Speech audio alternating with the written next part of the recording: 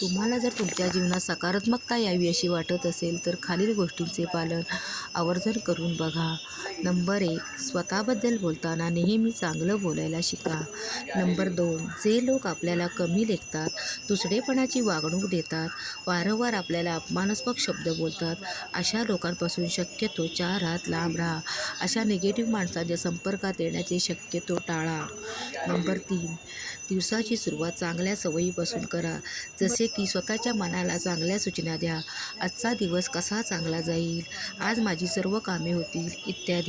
आणि महत्त्वाच्या कामाला बाहेर पडताना स्वामी महाराजांना सांगूनच बाहेर पडा.